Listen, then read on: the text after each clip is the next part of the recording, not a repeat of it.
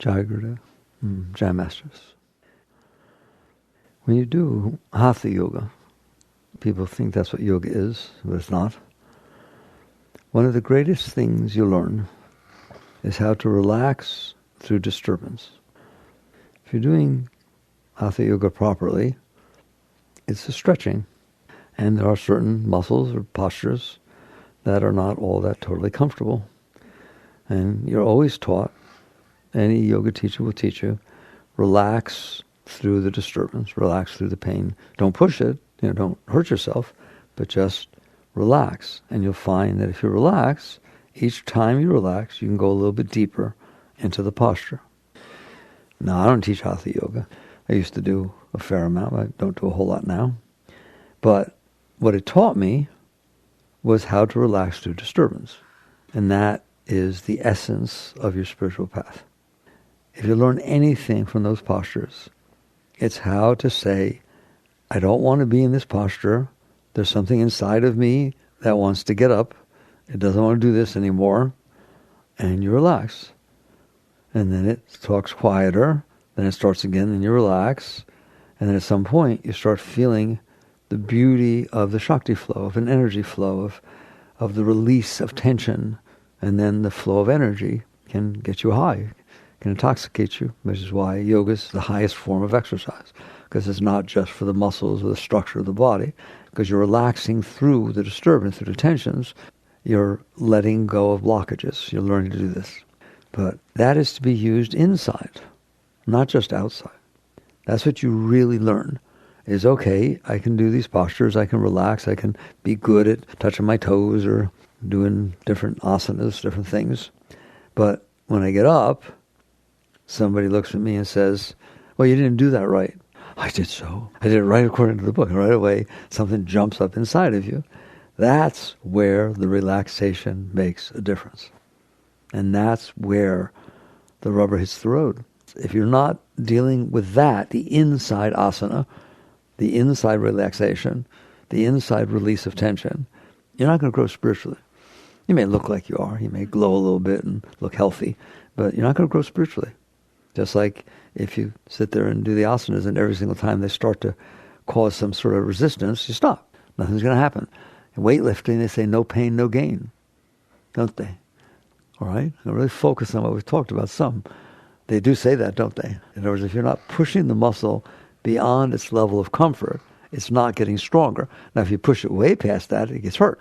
But you should at least go a little bit, and that's what they mean by no pain, no gain. When you're getting a massage, I've talked about this before, I don't do a lot of massages, but people do, and I've done enough to know that if they have strong hands, it's going to hurt. They're going to find some spot, you're going to go, oh, and then you're going to say, right there. You don't hit the guy or the gal. You sit there and you say, right there. Right there. That's the pain.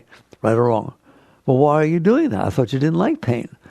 Because you've learned that if you relax your way through it, it leaves you feeling much, much better. It helps the entire situation.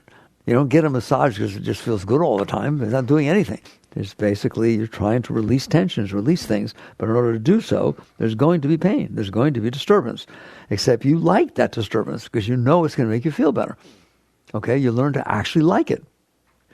I'm here to tell you that you have to do the same thing inside. I swear to you, that's what it's all about. What do you mean? You guys, you can handle outside, you can play sports and get hurt. I can keep going, my fingers bent. I watch it. Football, he has his shoulders out. He goes, bam, okay, I'll play. They handle it.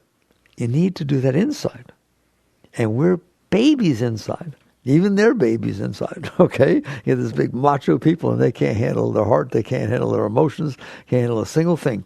So you come inside, and that's where we're going to do yoga, inside. That yoga I'll teach. So what does that mean? It means that almost every moment of your life, there's shifts going on in there. People say something, people don't say something, people look like something, people don't look like something. You notice you drop something in your pants or your skirt, or you see something, whatever it is. You have a thought, I'm embarrassed to have the thought. But the result is, it's always changing in there, isn't it? Are you willing to relax through the disturbance that you're experiencing inside? And the answer is no. Until you're taught to, And first you have to be taught, why would I? What you do is protect yourself. If somebody says something, you defend yourself immediately, instantaneously. That's not true. Well, that's like going to an asana. That hurts. You ain't going to get any worse. You have to learn that the inner growth, the inner tension, the inner reactiveness of pushing it away is equivalent to no pain, no gain, or massage, or not doing it, not going anywhere. And people are not used to that. Their heart is very, very sensitive. The mind is extremely sensitive. And basically they defend themselves. They don't just defend themselves. Listen to me. At least when you're doing yoga or a massage or weightlifting, you wait until it actually gets to a point that you're not comfortable before you quit. You don't do that with your heart. You use your mind to think what might make my heart hurt and how do I make sure that doesn't happen. You're always thinking about, well, can I trust him? What if he does it? What if he's lying to me? I don't understand. Why is he talking to her? Okay. I don't need to give you the examples. You listen to them all day. Okay? You don't even wait for it to hurt. You don't wait for it to happen. You so much don't want it to happen that you practice protectiveness. You use your mind. Your mind is protecting your heart. That's one of the reasons mind talks so much. How do I figure out how to get everybody to be the way I need them to be so it doesn't hurt me? What do I need to wear? What do I need to say? How do I need my hair? How do I need my this, that? What kind of car do I need to drive? Everything. So that I feel comfortable being in the presence of other people. Well, what happens if you don't feel comfortable? Then I don't feel comfortable. So what? I'm going to tell you that not feeling comfortable is equivalent to no pain, no gain, is equivalent to, right there, you got it, is equivalent to relaxing into the asana. The fact that you can't handle inside not feeling comfortable, so much so that you devote your life to making sure it doesn't happen. Well, like if you want to devote your life to making sure that you don't have a no pain, no gain with weightlifting, don't lift weights. Don't go to the gym. If you want to make sure that you don't get into a situation where stretching hurts and is uncomfortable with yoga, don't do yoga. Don't get massages. That's the same thing to me. Somehow you think the outside is different than the inside. No, it's not different. If you're going to protect yourself from any discomfort, forget it. You'll end up locking the doors of your houses with triple locks, putting bars on the windows. In other words, you'll put yourself in jail. So you put bars all across your windows, locks on your doors. Why? I'm afraid that something might happen. So now you've locked yourself. I'm not saying you can't do that. Some places you better do that. But net result is, even if you live in a nice place, your mind convinces you that something might happen. And so you sit there and lock yourself in a prison. Life is not welcome to come into your house. It's only welcome for you to control what's going to go on, who gets in, what happens, what they're doing. To me, the ultimate story, somebody once told me that their grandmother lived in Brooklyn. And she was up on like the, 50th, 60th floor of a tenement apartment. She's older. And they told me that she looks out the, how far down that window is? The cars are like this big, all right? She looks out the window, and if there's a car there she doesn't familiar with, she doesn't know why it's there, she can't sleep at night. That is an extreme of not being able to handle something might happen, I'm uncomfortable. So I need to control everything. I need to protect everything. You know you're that way. We're all control freaks. I have to make sure I'm only surrounded by people who like me. What if you walk into a room, everybody doesn't like you? I ain't going in. Why would I go in? In other words, I don't want to feel discomfort. How about we say that? I don't want to feel discomfort. Well, how many types of discomfort are there? Well, there's a lot of them. I feel insecure. I feel rejected. I don't feel loved. I feel scared. I feel vulnerable. I feel self-conscious. Come on, how many are there? A ton of those suckers, aren't there? Right? And you are sitting there saying, I don't want to experience this. So therefore, I'm going to manipulate and control life so that I don't have to feel discomfort inside myself. And some people say, that's the purpose of life. That's what you're doing. It is not.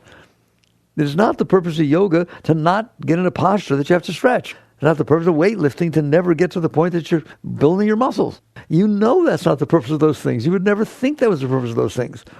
Well, let's say you're doing a sport. You learn to play tennis. And basically you're decent with the forehand, but you're not decent with backhand. Well, then make sure your coach never hits backhand. Why? I'm not good at it. It makes me feel incapable. Why did you hit in that direction? You know I can't hit in that direction. Imagine talking to your coach that way. Imagine talking to your husband, wife, or spouse. How could you say, I don't like when you say that. I don't like when you're late. I don't like when you don't call and tell me that you're going to be late. I don't like when you forget the anniversary. Which anniversary? There was a 1 week anniversary. You hear me? You have defined the fact that you can get uncomfortable as wrong. That's like saying it's wrong to stretch in yoga. It's wrong to sports are good. I'm going to stay with that one. Because if you got a coach, they're going to hit the ball where you're not good. Why? So that you can get better. No, they're trying to embarrass me. No, they're not. They're not trying to embarrass you. They're not trying to hurt you. They're trying to help you. Wow, I like that one better than the massage or the yoga.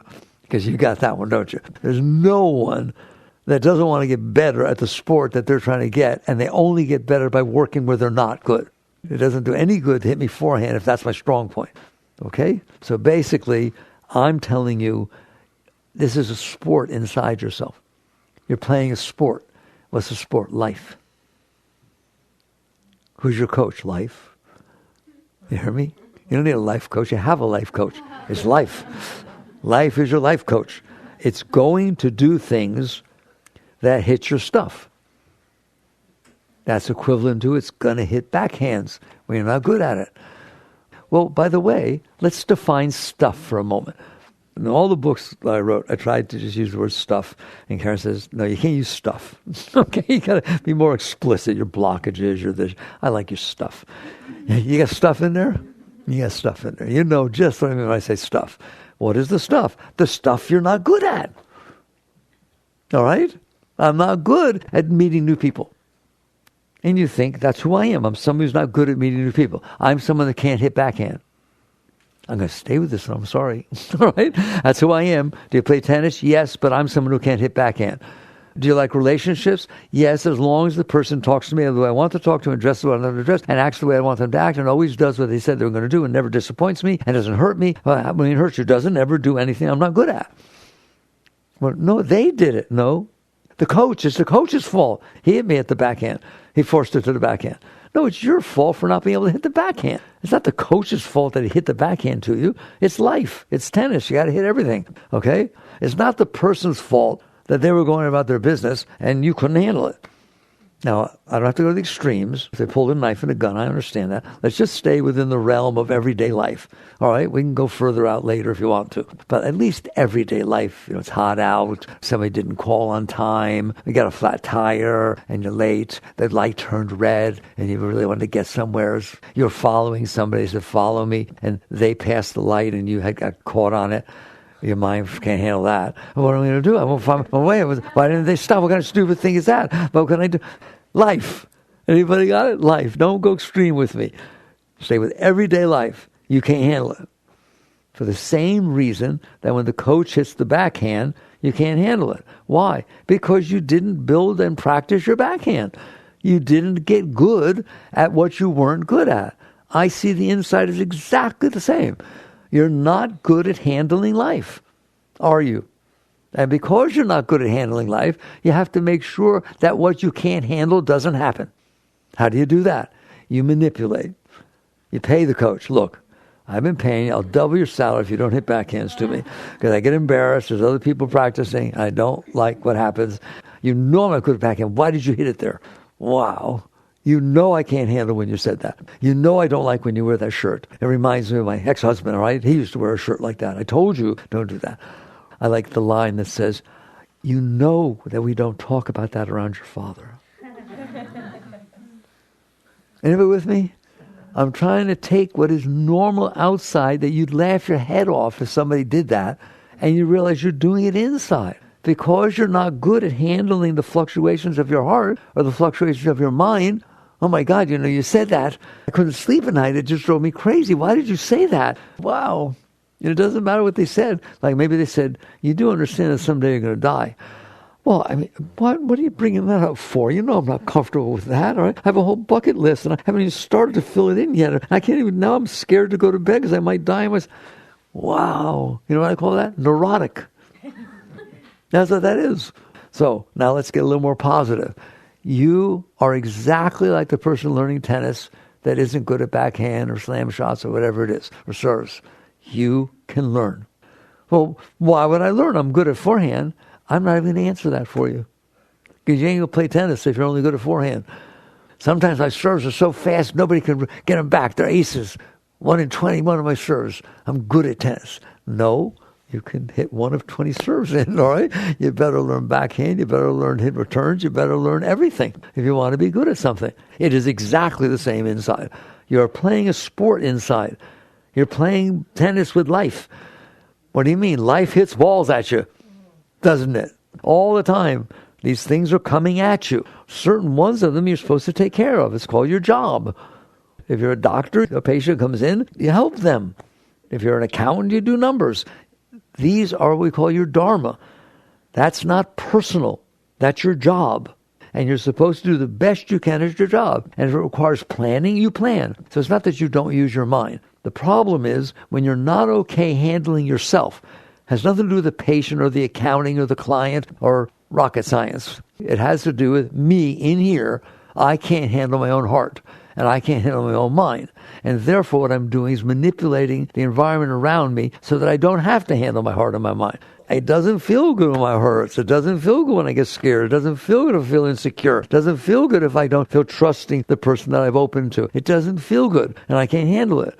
So what do? I go out there and manipulate the situation and it doesn't happen. You may think that's rational, but I'm telling you that's exactly the same as making sure the coach doesn't hit backhand to you. Sit with that. You're not going to get good at it. You're just basically saying, this is where I'm at, and that's what it is, and you better straighten up or you're out of here. To everything, including the weather.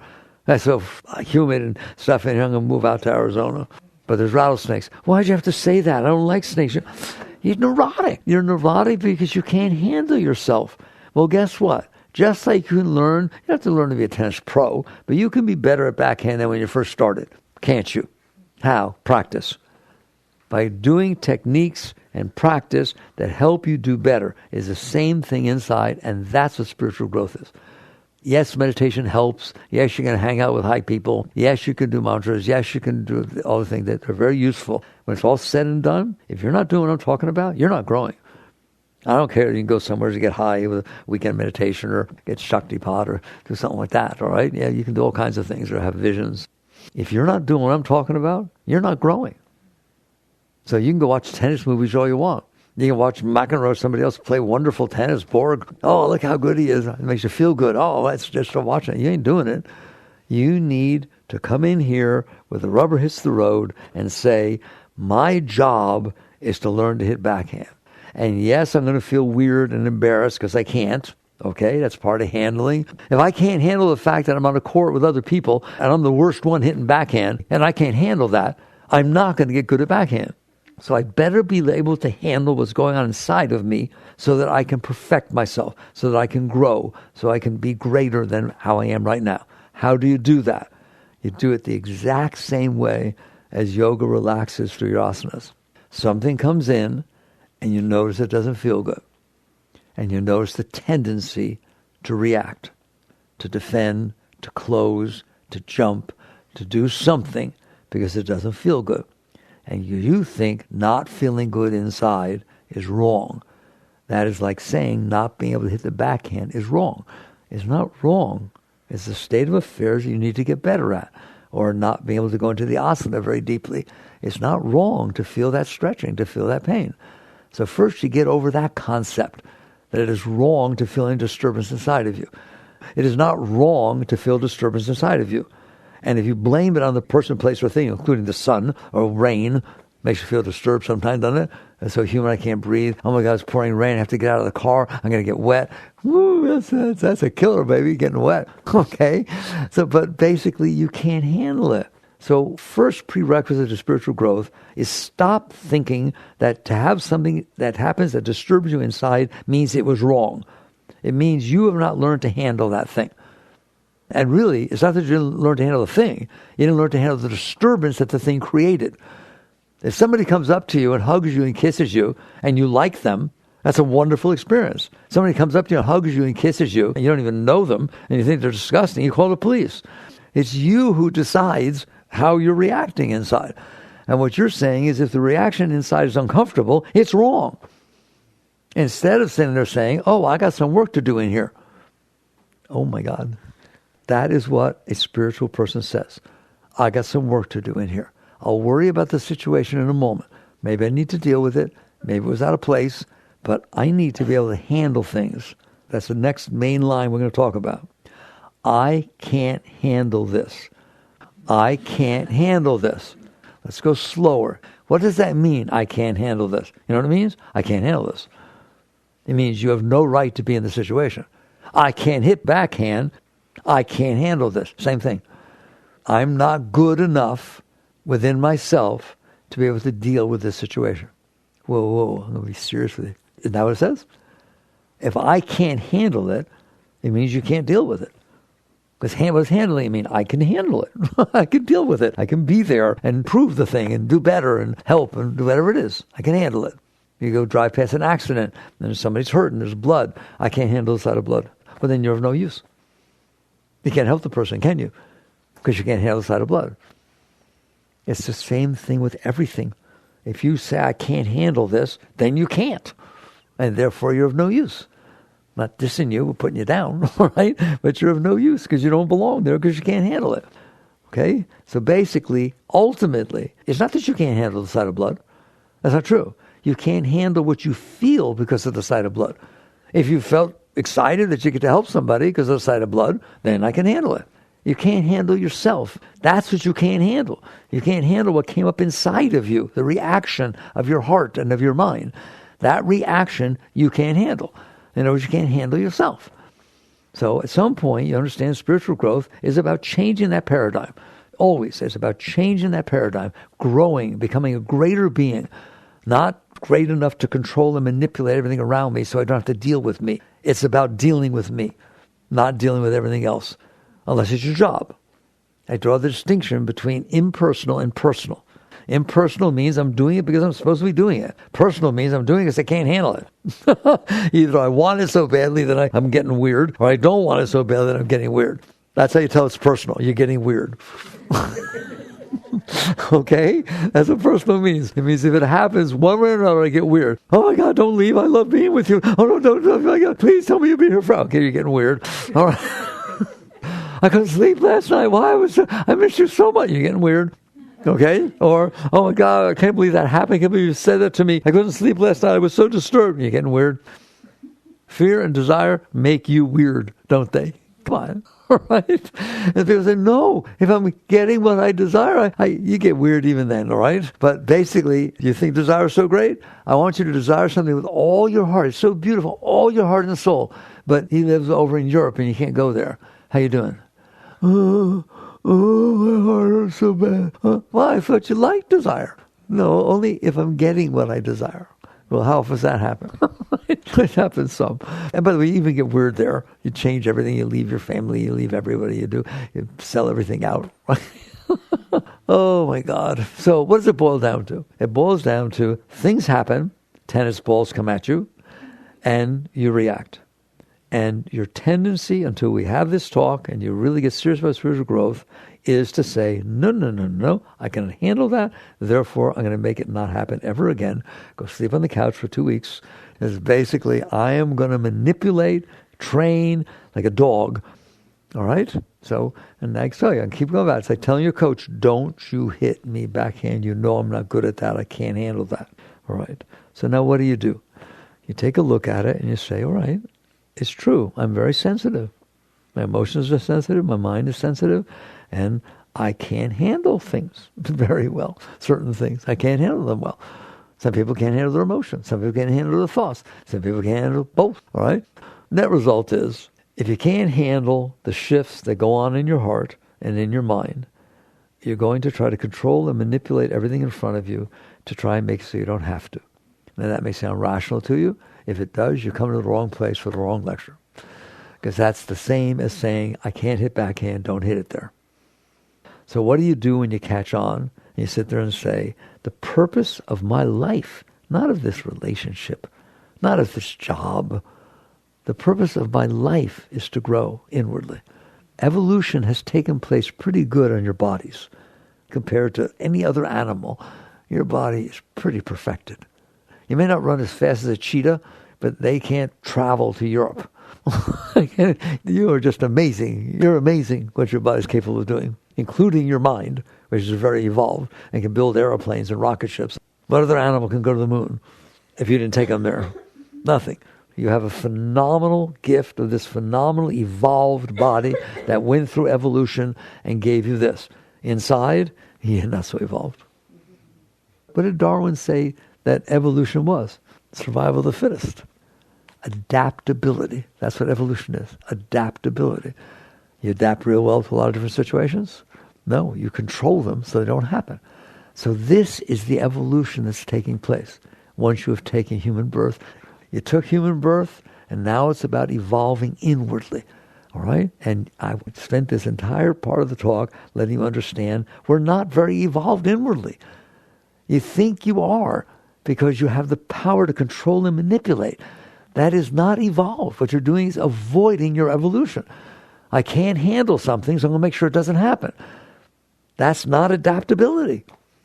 That's avoiding the growth that can take place inside. And we'll go further into that. So how do you use life to grow inwardly? You start off, and that's why all my teachers are, I don't teach techniques. I never wanted to teach techniques. I wanted to teach you why you need a technique. Because they'll give you a technique and you go do it. It's not going to do squat if you don't know why you're using it. People write us all the time. I've been in the past for 30 years, 20 years. I've read all the books and everything, but I never really understood why I was doing what they told me to do. I could meditate, but then I get up and it gets weird, right? The understanding that what it is about is evolution inside. What does that mean? That you can handle things. That's adaptability. If you can't handle it, you're not adapted. I can only handle the temperature from 68 to 72. If it gets higher than that, I'm uncomfortable. It gets lower than that, I'm uncomfortable. And humidity? No, I ain't getting above 50% or my hair frizzes, and I can't handle that. Can you handle if your hair frizzes? Can't handle if somebody doesn't like you. I told you once, I'm going to jump real quick now to where we're going. You want to know how you've evolved a lot? You're standing with some friends of yours, you're talking, and somebody shows up across the street, and you stop for a second, and they start walking towards you, and you just turn to your friend and say, oh my God, this is embarrassing. They love me so much. I don't know why there's such respect for me. They think I walk on water. Just wait till you see they come up and say such nice things, all right? But don't say anything. Okay, how you doing? I'm doing good, not bad. Now, a person leaves. Now somebody else shows up across the street. When you can turn to your friend, oh my God, look, he hates my guts. Wait till you see him come over here, he should say the meanest thing that anybody ever said. He disses me all the time. And you have equal amount of fun with both. What does that mean? I can handle it. I can handle it. If somebody respects me a lot, I don't get weird. I don't have to own them. I don't have to make sure that every time I show up that I'm really impressive, right? I dress what was it they liked about? That's who you are. Come on. You go on a date or something and someone says, oh, I really like being with you. What did I wear? Can I wear it again? What was my perfume? What was my cologne? What did I say that they liked so much? You get all nervous. You get nervous because they liked you. And you get nervous because they don't like you. I told you. It's called I can't handle it. I can't handle it. So what spiritual growth is about is I can handle it. Doesn't mean I'm good at it yet. I can handle that he hit backhand at me. I may not be able to return it yet, but I can at least handle the fact that he did. I'm not yelling at him. Stop that. I told you not to do that. I don't like when you do that. All right. So the first part is you understand that the discomfort that happens inside of you is part of your evolution. And then the fact that you take the position that my job is to evolve. My job is to work with it, not to manipulate everything outside of me so it doesn't ever happen. Well, how do you do your job? In the new book, I go into that's the first time I ever really tried to write techniques. And it says, all right, don't try to do the big stuff first. So if you're scared to death of this or that, or you get really, really upset if somebody does something, don't even touch it. Don't even get near it. Why? Because if Borg hits you a backhand with a full slam and you can't even hit when the coach does it, you're not going to be able to return it. And you'll stop tennis instantaneously. I'm not good at this. Forget it. I quit. All right? You start with the small stuff. Yes, the big stuff's happening anyways. I'm not telling you to make it happen. It happens. Okay, you're not good at it yet. The way you get good at playing the piano is not to take on Mozart or Beethoven. It's to start with the scales. That may seem ridiculous, but it's not. You have to start with the scales. It's the same thing with tennis. You get one of those ball thrower things, the machines that hit at different angles, and you do the best you can. You call practice makes perfect. It's the same thing inside. But you don't start with the really tough stuff because you're not going to be able to do it. So what do you start with? The low-hanging fruit. What is that? There are things that happen. It's embarrassing to talk about because you don't even notice it. There are things that happen a lot of times a day with you that there's nothing wrong with what happened except that you don't like it. I don't like when it's above 80 degrees. I don't like sweating. I don't like having to go outside when it's hot. I don't like going outside when it's cold. What do you mean? You're just walking from one building to another. I don't care. I don't like when it's cold out. All right, now, come on. You can handle that. You're just choosing. How about this? You know what the low-hanging fruit is? You can handle that. You just chose not to. You can handle walking out in the sun when it's hot and, okay, I need to deal with this. Your air conditioning in your car broke down and you have to drive to work. You can handle that. You can handle that. You just chose not to. But you're going to have to. But you know how you handle it? By complaining every single minute of every single step of that drive. Oh my God, it's so hot. This is ridiculous. Why didn't they fix my air conditioning? I took it in just last week. Blah, blah, blah, blah, blah. Fair enough? Is that just me or you do that too? Okay? That's where your work is. Now what literally I'm saying, the coach said, okay, I understand you get uptight with the backhand. Right, do this. He takes the ball, just loves it over there toward your backhand. All right? You can handle that. You don't have to freak out that he hit it to your backhand. That's the low-hanging fruit. If you don't start there, you're not going to get better. You have to start somewheres. So I'm telling you, start with those kind of situations. You're driving down the street, you're in a rush, and it's a single lane, you can't pass, and the person is driving 10 miles an hour below the speed limit. That's my favorite example. Because if you're like me, you don't like that, all right? And so you're all like me, aren't you? So basically, unless you're the person that's driving 10 miles an hour below the speed limit, then you don't like that the car behind you is tailgating you. One way or another, all it takes is driving, traffic lights, being a little bit late, the temperature, the weather. You hear me? There's so many things that happen that you don't realize you can't handle them. How do you know you can't handle them? Because you're complaining.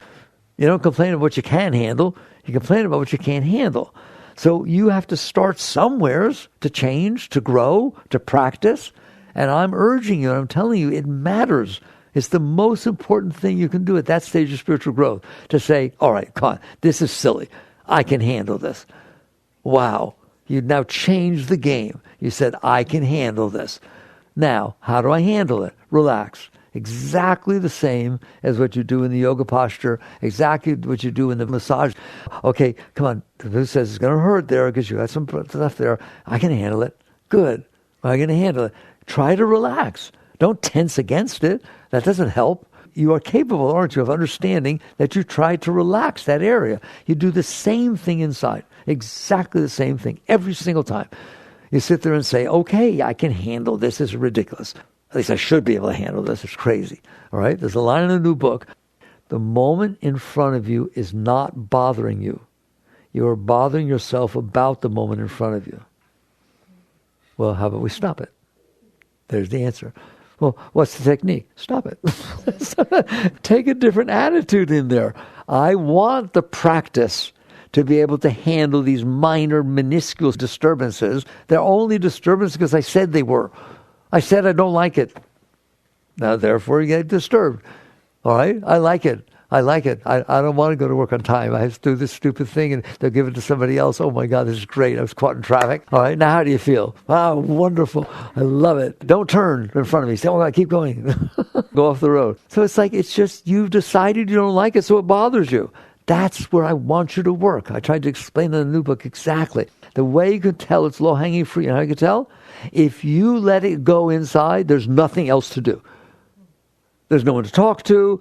There's nothing else to do about it. You're not going to do anything about the driver in front of you. You're not going to do anything about the weather. You're not going to do anything about these different things. You're just in there bothering yourself about them. Stop it. How? The technique I have learned, and people seem to do very well with it, they're writers from all over the world, relax. And at first they say, what do you mean? I mean, relax in the face of the discomfort you are feeling. Instead of resisting it or doing something. They always say, but you're not comfortable, you want to do something about it. I agree. When you're not comfortable, you want to do something about it, don't you? You know what you do? Relax. That's what you do about it.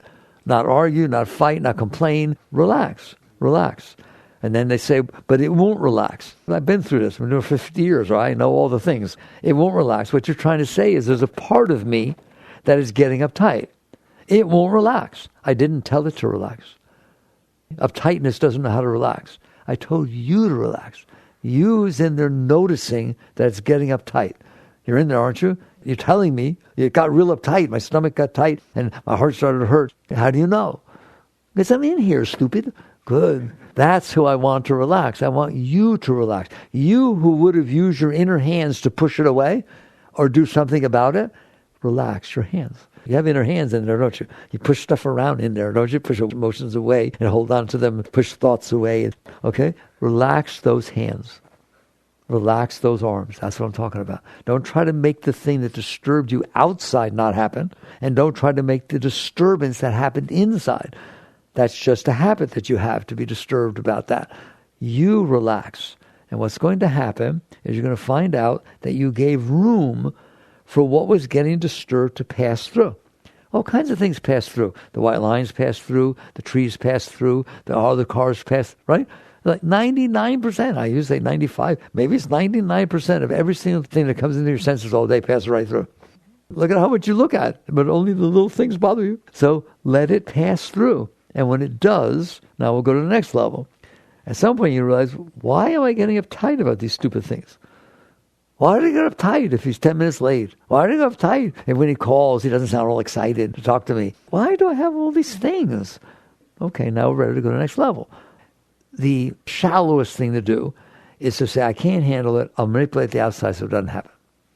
I'll be neurotic. I'm driving, I'm in traffic, and I'm the person that drove across the median and went in the wrong direction to get out of the traffic. Okay, that's not really good. Okay? So that basically you couldn't handle it enough till you did something weird. That's outside. All right? Or you yelled at somebody or went into road rage. Second, I can't handle it inside, so I suppress it. I push it away, and I complain, and I hate it, and just all that. And I love those words. I can't handle this. I hate it. I can't believe it's happening. Why would God do something like this to me? Oh, that's good. Wonderful relationship. And so you push it away outside, you push it away inside. Or if you don't push it away, you center yourself, you relax. You can do mantra, you can do whatever you want, positive thinking, I don't care. Just don't push it away. Because you allowed it to come closer to you, you will start to see why it's happening. How come you don't get uptight in the traffic and she does? Hey, wait, how come you don't get uptight when he does something that you don't like? We don't. I couldn't care less what he does. I'm assuming you're together. But if your boyfriend does something you don't like, you get uptight. Nobody else does.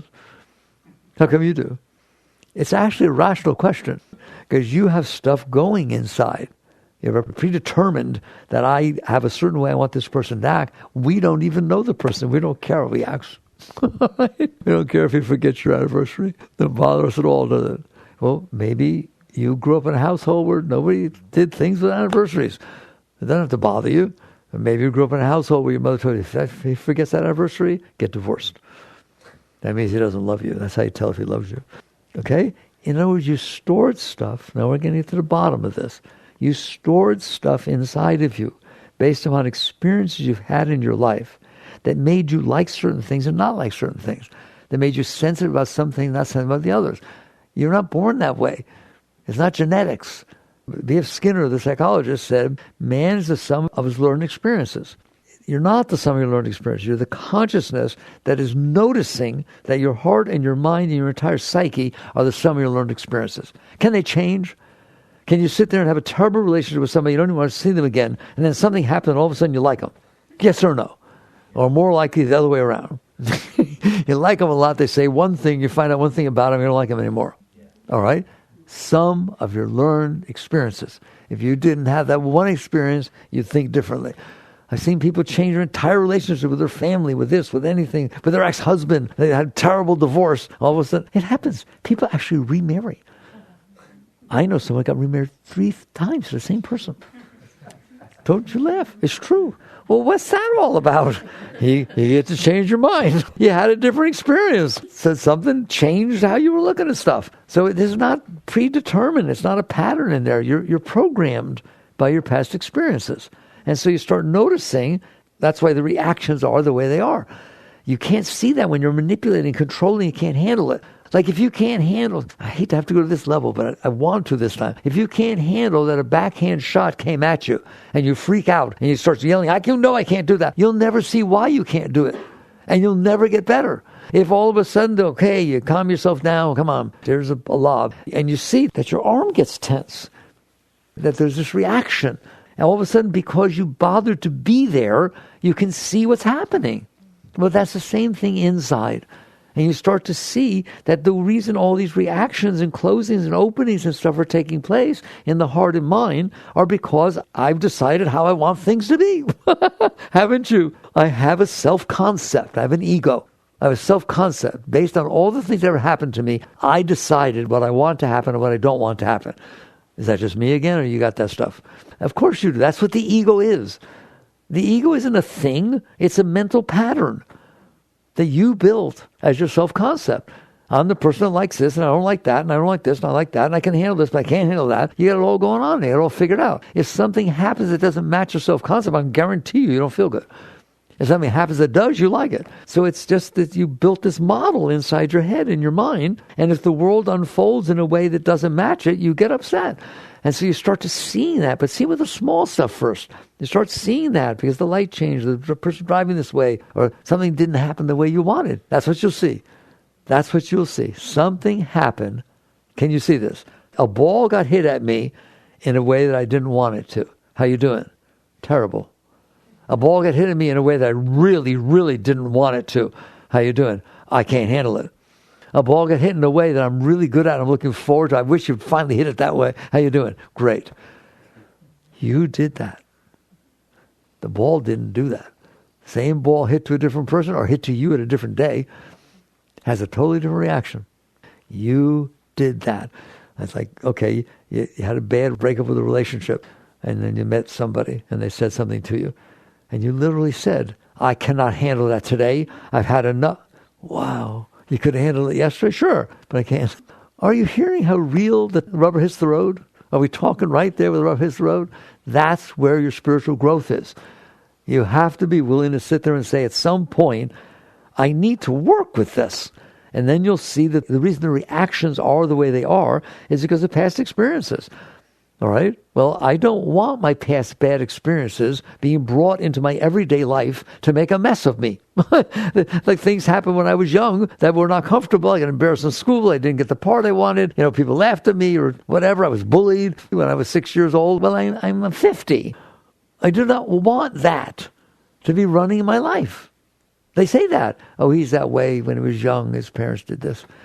He's not young anymore. He's 45 years old. You have to look and say, no, that's not who I am.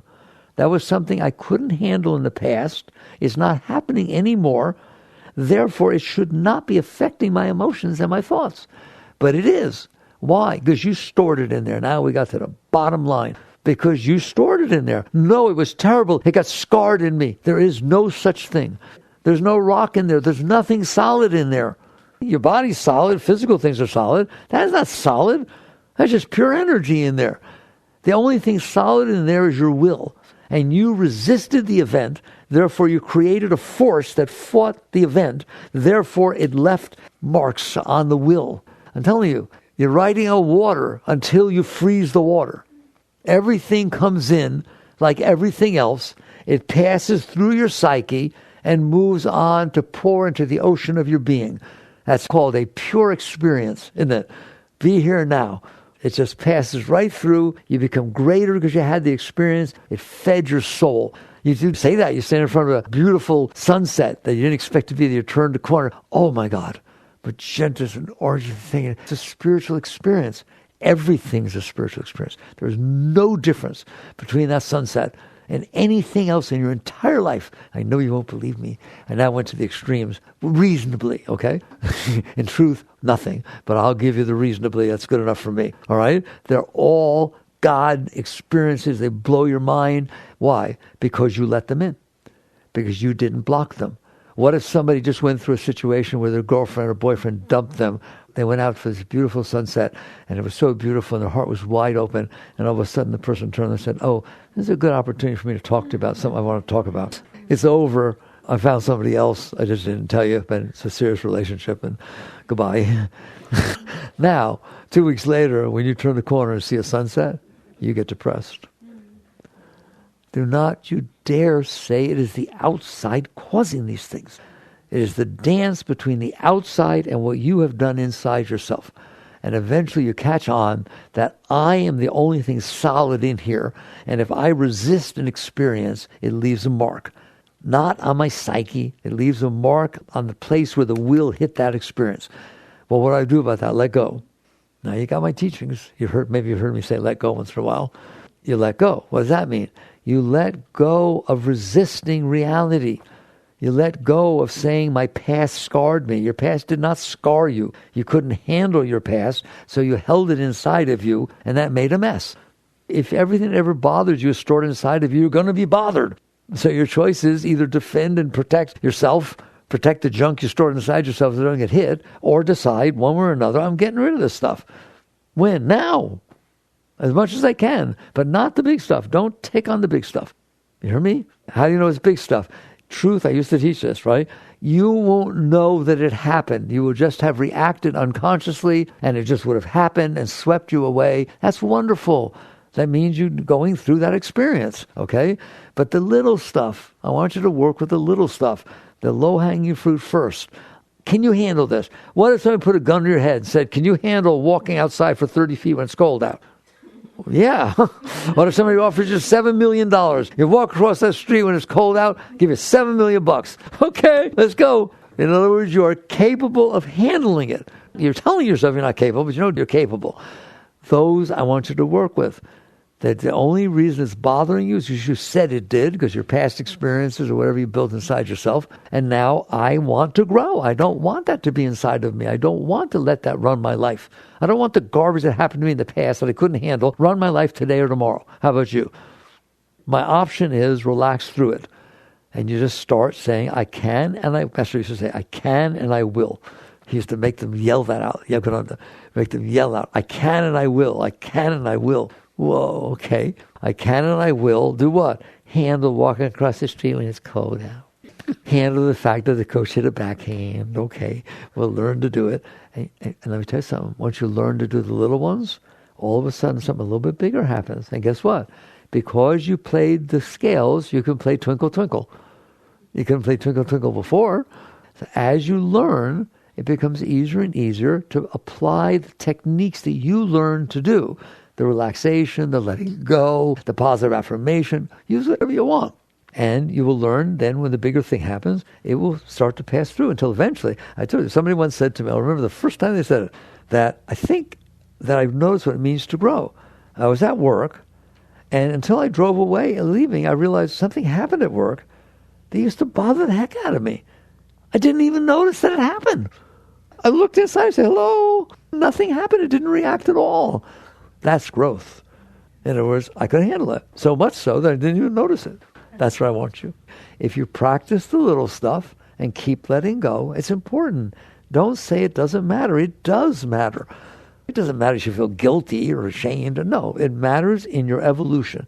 You're evolving inside because you're more adaptable. You can handle things. So now something bigger happens. Now something bigger happens. Now in the midst of it, things will happen, in relationship, work, something like that, where you do have something to do. I talk about that car accident. If you sit there and say, okay, I can't handle sight of blood. All right, relax. I can handle it. Okay, my eyes are closed. I'm not dealing with it, but I see I can handle it. All right, now open your eyes. The blood is still there. You have a job to do. It wasn't just an inner job. There's an outer job. But you can't do the outer job if you can't handle the inner job. Now, you like to talk about relationships, right? Some people have trouble in relationships. They have trouble in relationships. What's happening? First have a fight. Leave. I can't handle it. My parents used to fight. I can't handle it. I'm out of here. Well, okay, you're not doing very well in relationships, are you? So what you have to do is learn to handle it. And you'll find out that, okay, people don't always get along perfectly. But it can be an opening, and you can learn to practice. And so you let go. Sometimes you realize I let go, and there's nothing to deal with it because it was all me. It was all my sensitivity, and I was much too sensitive about the emotions and stuff like that. And it really didn't do anything. It was me. I don't have to say anything. Or sometimes you find out with, okay, I have a problem like, well, mine, they obviously have a problem in this area also. They wouldn't have acted like that. And it doesn't mean you to confront them right away. You intelligently make a decision. What's the best way to work with this? Not reaction, not for you. No.